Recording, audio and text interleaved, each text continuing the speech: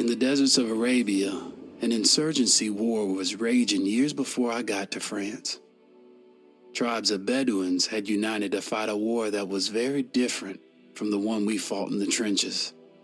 Using small mobile units, they challenged the might of an empire, and they were rallied around the ideas of a single, influential warrior. Ideas of freedom and change.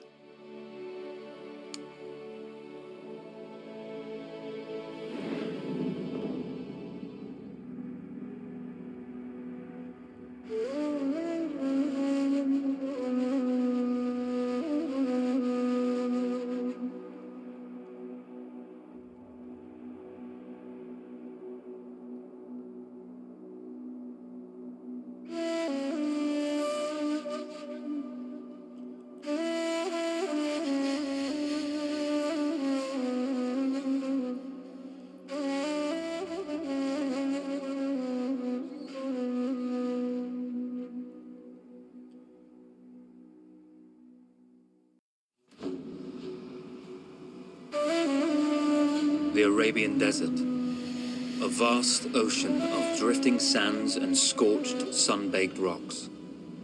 Beneath these endless dunes, oil, the lifeblood of our new mechanical century. For more than 400 years, the Ottoman Empire has ruled these lands, controlling all that's to be found here. But the Ottomans do not rule unopposed. Small bands of Bedouin rebels have united to overthrow the empire. They strike without warning and then vanish into the desert. Fighting alongside them is a lone British officer whose exploits have earned him wide renown. The world has taken to calling this man Lawrence of Arabia.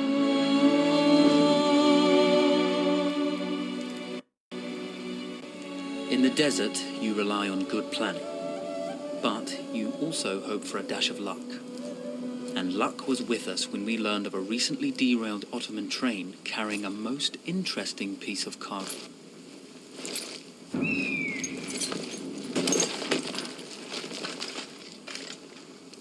A small patrol had joined the Ottomans who survived the crash. Together, they guarded the wreckage and waited for reinforcements.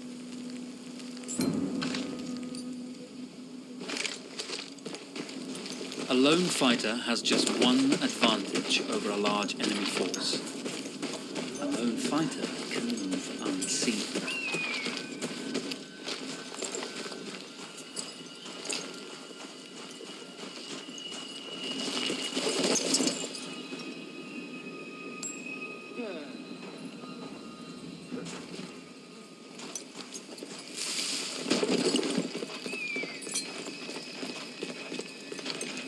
Cry havoc and let slip the dogs of war.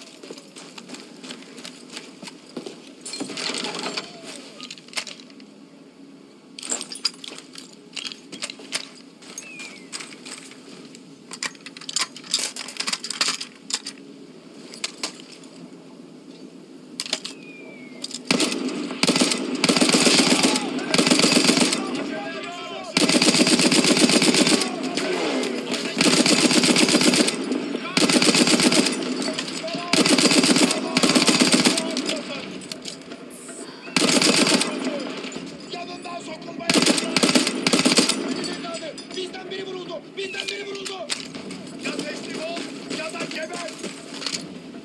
Seni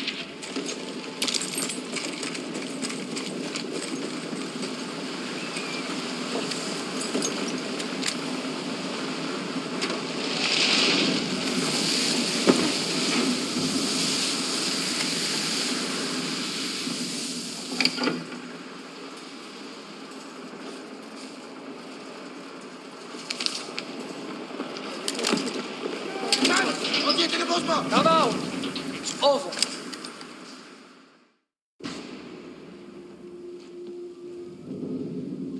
Well, you did not think we would be fast enough to catch you here, did you? Lawrence of Arabia.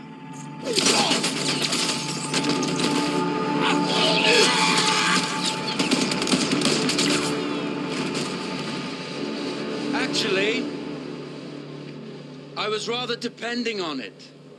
Lawrence. Well, this is very clever. Now the hunter becomes the hunted. So who might you be? How enchanting you are, my dear. I'll show you enchanting. If it weren't for you, I'd be free. Free, is it? You'll be free when you're dead. And I'm happy to tell you, the Empire intends to grant you all this freedom very soon. Even now, an engine of destruction scours this desert, obliterating your allies, your families, your homes. Soon there will be nowhere to run. Nowhere to hide. Soon all that you know, and all that you love, will be ashes. You will all be free to die. Oh, you animal! Zara.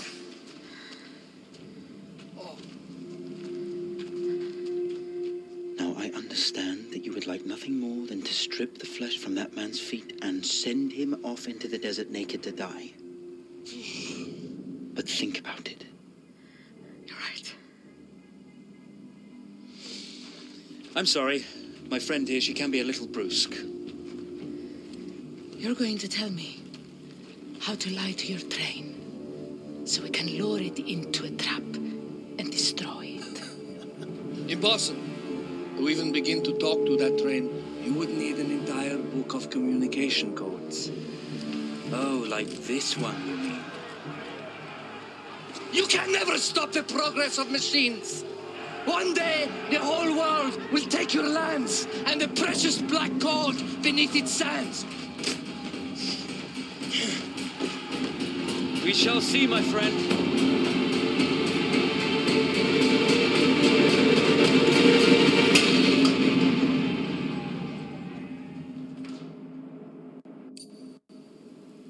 Of course, obtaining the codebook was not enough. To destroy this Iron Dragon, this Canavar, as the Ottomans had named it, we had to send it 3 encrypted messages telling it to stand down. There were Ottoman outposts scattered along the railroad tracks. The commanders there carried high-priority message capsules. We had to use those to send our orders. Infiltrating the village wouldn't be easy. A full detachment of Ottoman soldiers had occupied it. The Ottomans had chosen an isolated location for their desert outpost. It seemed lightly defended. It was also well stocked with arms and equipment. The ancient ruins were all that remained of a civilization now lost to time. The Ottoman Empire brought in the modern world with a host of armored vehicles and field guns. 3 commanders to eliminate, 3 personal message capsules to be stolen, and then sent with our false orders. How Zara tackled this dangerous and audacious mission was up to her.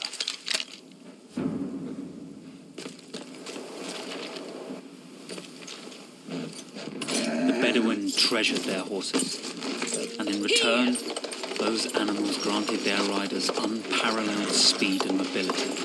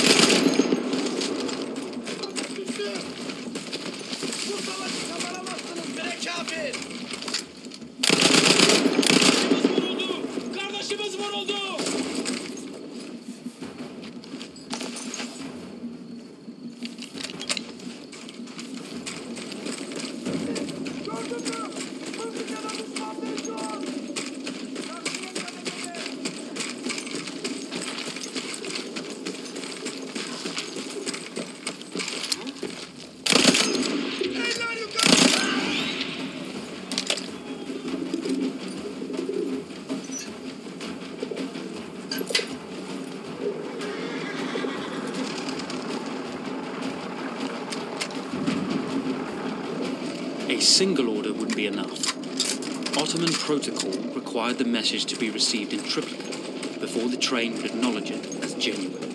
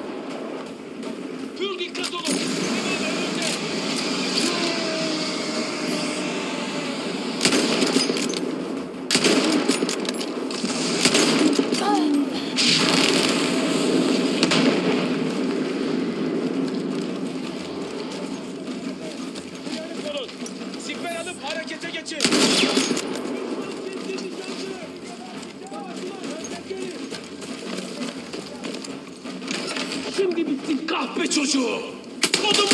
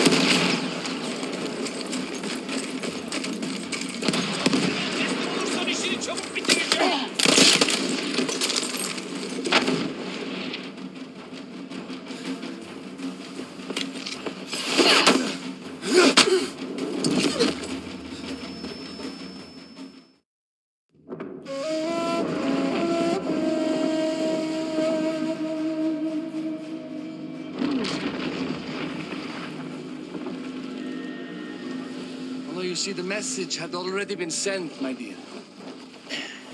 Not the message you would have wanted.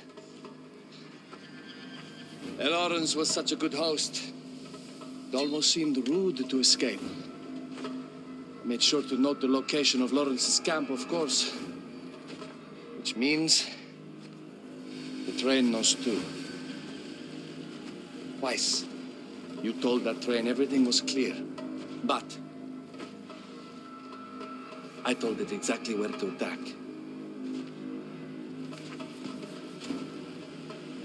The beast has your scent, my dear. And it's coming to slaughter you and your little band of rebels. First, the firestorm from the cannon. Then, up close with the troops to slaughter any survivors.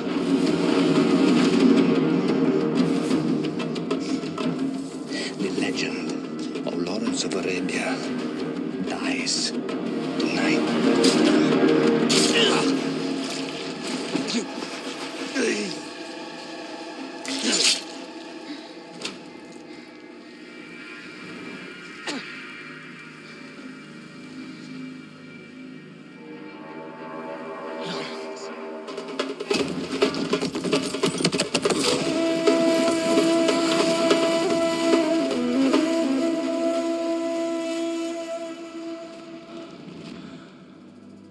You slipped away just in time. Till Kitchy was a fool to think we'd ever stay after he escaped. The carnival won't stop hunting us. No, it won't. Let me think. The train's coming a long way. So it'll have to stop to take on water. That's where we strike. Agreed. I'll deal with any sentries, then rig explosives on the track. Yes, and I'll rally our fighters. When I blow the lines, the train will be trapped. So when you hear the blast, you need to attack them with everything you have. It's good. But you know that there's a chance the men may not come. You may set off those explosives and find you're out there all alone. You know that. I guess I won't know either way until I set it off.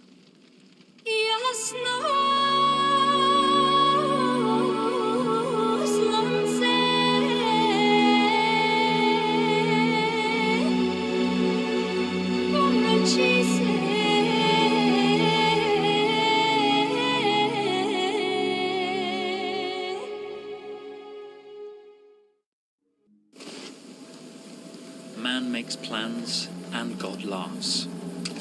As it turned out, the small town where we would ambush the train had a significant enemy presence. Those troops would have to be dealt with before the explosives could be set.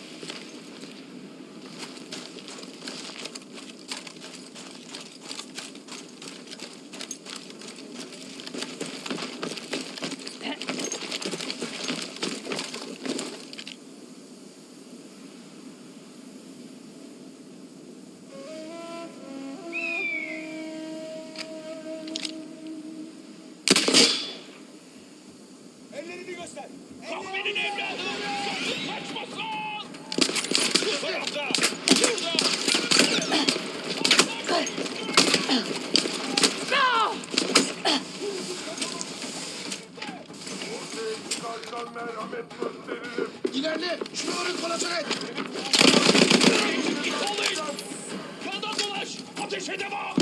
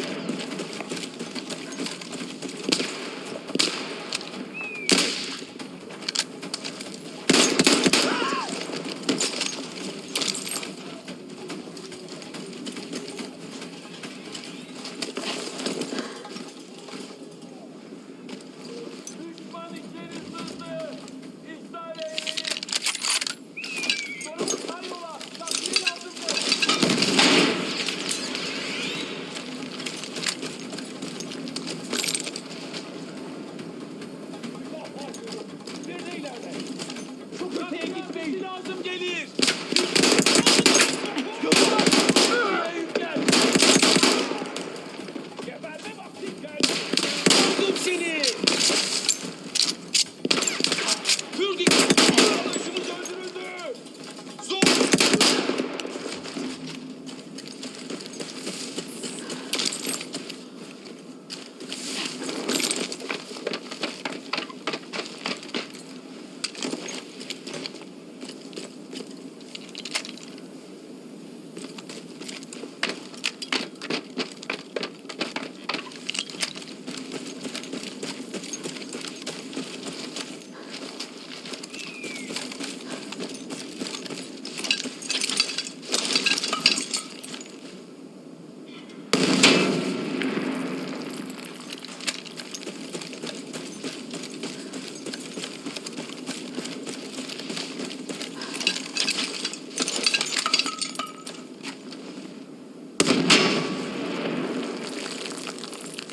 Once Zara secured the town, the trap could be set for the arriving train.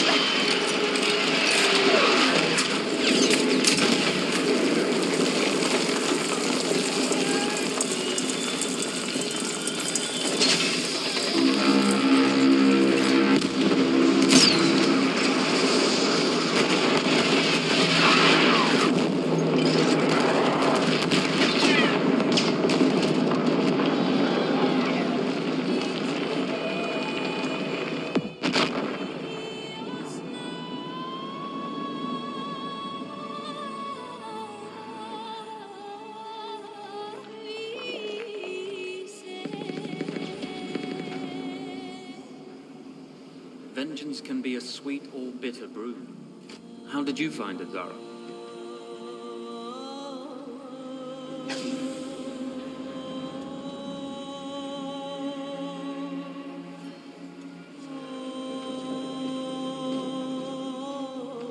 And you're right, we do need to think bigger, act bigger. Maybe even the Suez Canal.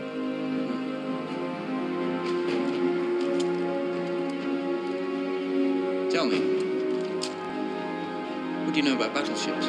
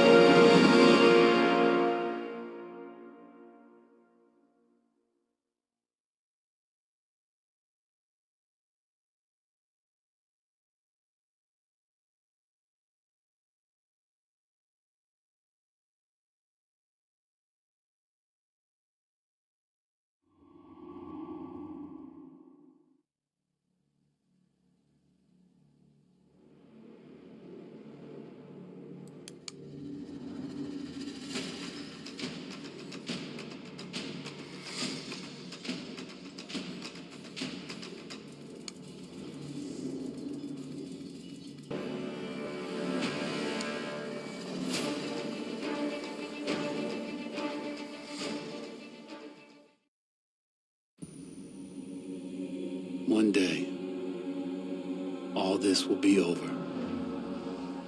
The war to end all wars will be won by one side or the other. The guns will rust, grass will grow, and there'll be nothing left of any of this. The land will heal itself, as everything does in the end. We'll be long gone by then, but maybe not forgotten. History only remembers 1 in 1,000 of us. Then the future will be filled with stories of who we were and what we did, how we lived, how we fought, and how we died. When this is all over and the war is won, they will remember us. But until that day comes, we will stand. We will look death in the eye. And we